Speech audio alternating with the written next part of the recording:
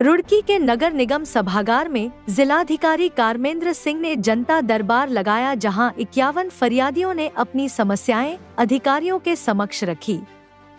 वहीं इस दौरान मौके पर कई समस्याओं का समाधान भी किया गया। जिलाधिकारी कारमेंद्र सिंह और एसएसपी परमेंद्र डोभाल ने जनता की समस्याएं सुनी। जनता दरबार में डीएम, एसएसपी के साथ सीडीओ आकांक्षा कोंडे, joint magistrate Ashish Mishra, SP देहात स्वप्न किशोर सिंह व अन्य अधिकारी मौजूद रहे। जिलाधिकारी ने मौके पर कई समस्याओं का समाधान भी किया, साथ ही अन्य समस्याओं के समाधान के लिए अधिकारियों को आवश्यक दिशा निर्देश भी दिए। जिलाधिकारी कारमेंद्र सिंह ने कहा कि प्रशासन जनता की समस्याओं को गंभीरता से ले रहा है और उनका समाधान प्राथमिकता के आधार पर किया जाएगा। उन्होंने कहा कि किसी भी प्रकार की लापरवाही को बर्दाश्त नहीं किया जाएगा।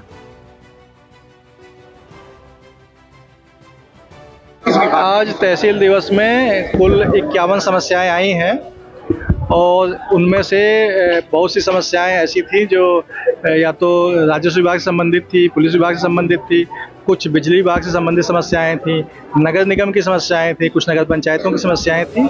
तो उसमें से कुछ समस्याएं जो तात्कालिक प्रवृत्ति की थी उनका निस्तारण किया गया है। बाकी में सभी अधिकारी यहाँ उपस्थित थे, उनको निर्देशित किया गया है कि ये समय सीमा के अंतर्गत उसका निस्तारण करें।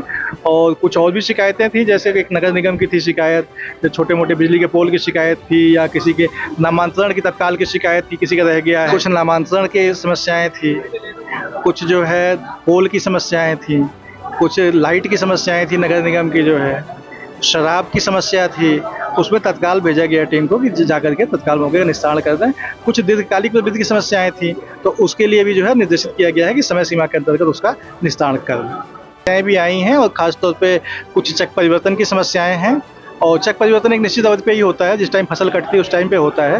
तो जहाँ पे इस प्रकार की समस्या है उन सभी को निर्देशित किया गया है, जैसे गन्ने की फसल कटती है उसका चक परिवर्तन कराएं और किसी प्रकार का विवाद गांव में न रहने पाए। उसके बाद ही गांव का धारा 52 करें, उसके बाद ही तहसील को सौंपें। देखिए, धारा 52 होने के बाद अगर किसी गाँव में किसी पर्टिकुलर चक कोई रह गया है या कोई पट्टी रह गई है तो उसको संयुक्त टीम के द्वारा कराए जाने का प्राविधान है। उसके अंतर्गत कुछ शिकायतें 3-4 यहाँ पे आई थी, उनको निर्देशित किया गया है कि उनका शिकायत का समाधान संयुक्त टीम मिलकर कर सकती है, क्योंकि न तो चकबंदी वाले अकेले उसको कर सकते हैं, न रेवेन्यू वाले कर सकते हैं, क्योंकि जस्ट रिकॉर्ड वहां से आया हुआ है। इसलिए दोनों को मिलकर समाधान करना होता है, तो तदनुसार उनको निर्देशित किया गया है। बस इसी के लिए होता है कि जिले के सभी विभागों के अधिकारी यहाँ पर उपस्थित होते हैं और तत्काल जो है उसकी समस्या का संज्ञान जो है उच्च स्तर से लिया जाता है और उसका समाधान समय से हो पाता है।